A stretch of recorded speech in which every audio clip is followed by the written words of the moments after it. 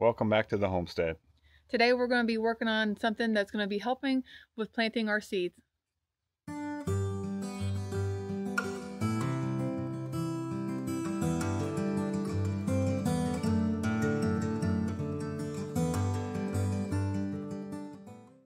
So this year we're starting something new, but before I show you what we're doing new, I want to show you what we did before. So I'm sure you're familiar with the old plastic seed trays that you find at any hardware store or department store, like I don't know if you can say that on their actual name, but you know where I'm talking about, where you can get these basically anywhere. So the reason we're changing is because a couple things. What I was getting aggravated with was planting the seeds, and then when I go to get it out, I would try anything. I tried the fork, I've tried the knife to stick down in there to help pop it out. I tried to push the bottom, you name it, I've tried it to get these out. Tried to squeeze it a little bit, tip it over. This one's in pretty good shape. I mean, it's a little dusty from being in the barn, but you can see where I've bent it and where I kind of cracked it in some areas. Maybe you can see down in there. I would crack these all the time, and it was just kind of wasting money and kind of aggravating me, because then I'm tearing up my my actual seedling that I have. So another reason that I prefer not to use the plastic again this year was that when we go to plant and start our garden, we start from seeds instead of buying your seedlings from a greenhouse or a department store that's already been grown. We start from seeds, so we have to start sooner rather than later to actually get our seedlings going. So we have to we can start them. I was starting them in something small like this, and then again when I had to go transplant them into a bigger pot, I would still have the same issues with the crunching and basically losing the tray and sometimes damaging the seedling, which I don't want to do that. That time spent in growing it, I definitely don't want to damage it. And then depending on what sizes that you have, you may start small and then go to a medium and then have to go to a large, depending on how far in advance that you have to do that. So we are taking a different route this year. So let's tell you what we're doing. So what we decided to do this year is create soil blocks, make soil blocks. This is the tool that we'll be using to do that. This is something that you can just buy off Amazon. We can link it below. What it does is you just pack the soil in here, and it has like a little spot there that you can stamp, like where you can put the seed bed at, and you cover it up. And what we're going to do is make some wooden trays, and we'll make 4 or 5 of those, and we'll see how they go this year. But that's something we want to try, and hopefully it helps out the root systems on our plants. Another thing we want to add is a reasoning of getting rid of the plastic trays is the stress that it causes on the plants when you're transplanting. So this hopefully will reduce the stress or the impact on the plant, so then it's already encapsulated and you're not squeezing, you're not breaking roots. It's already there and it's going to be easy to transplant because it's already in its little home, I guess. It's already in its little house, a little nest. So it's not going to be so traumatic, I guess, for lack of better words, when you're transplanting your plant. Yeah, this is just from like the research and stuff that we've been doing. We just last year we kind of realized, well, man, we're just ripping these seedlings right out of the trays, and it's just, there wasn't no easy way to do it. Right, and you're either losing the soil and you're getting bare root, or you're tearing up the trays. There was really no easier way to do it, and we want to do something new this year.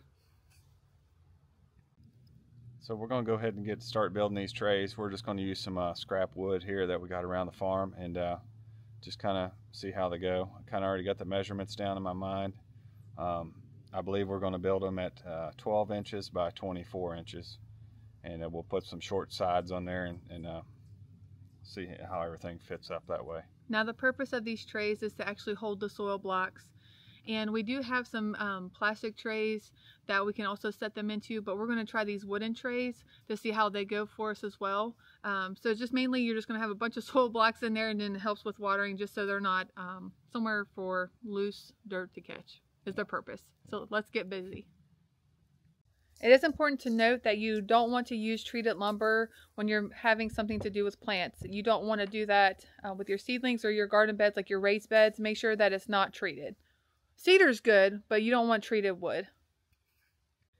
The reason you don't want to use treated wood is due to the chemicals that they use in treating the wood. That will actually just start to absorb into the soil and also into your plants. Safety is the most important.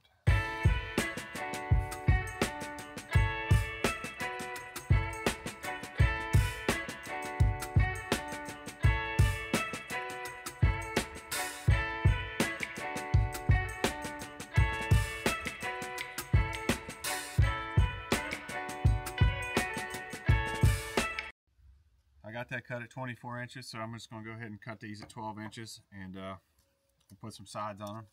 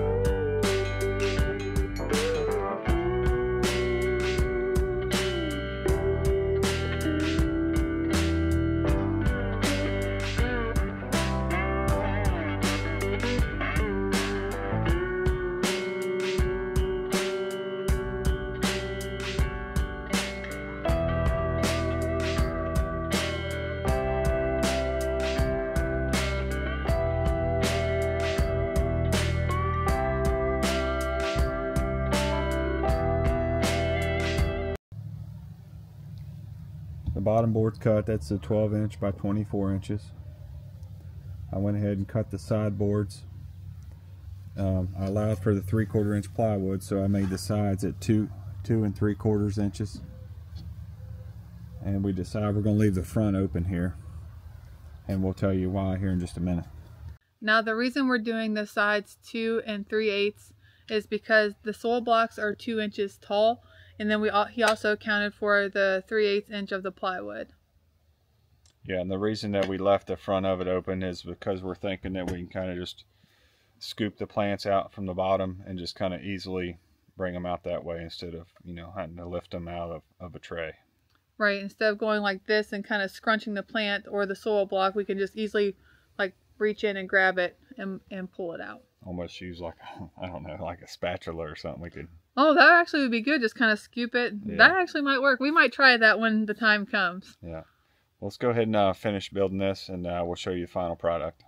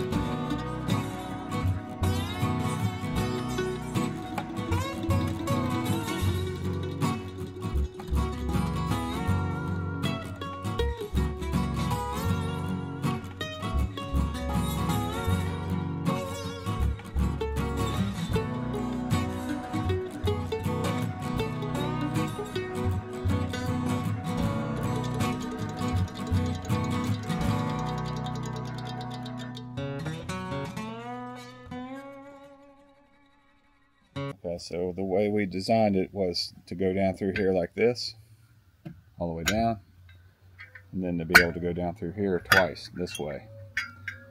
And the reason I chose not to go double the length is just because of our tray and our grow light. I wanted to keep the grow light in the center of the tray.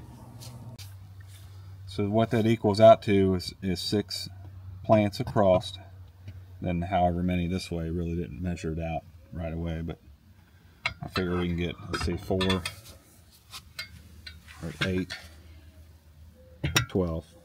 Oh, okay. So 6 by 12. Okay, so we got the tray finished, and you know, it's not the most pretty thing to look at, but we're just trying. Why'd you look at me when you said that? We're just trying to make where it's functional, you know, functionality of the item that we built there. Right, and it was a quick build too. It didn't take very long to build this for our needs. It was a quick, easy project. Yeah, and it'll hold 72 seedlings. 72 soil blocks. Soil blocks, yeah. Yeah, 72 soil blocks. Will eventually be seedlings. That's what we hope for. Yes. If you have any questions about building these soil block trays, just leave a comment and I'll be happy to reach out and try to help you. Or if you happen to know a better way, maybe you've built one before and you found a way that works better or a tray system that works better for the soil blocks, please be sure to leave us a comment and let us know. Please be sure to consider to like and subscribe, and also hit that notification bell so you can be made aware on the next video we upload. We'll see you on the next one. See you on the next one. God bless. God bless you.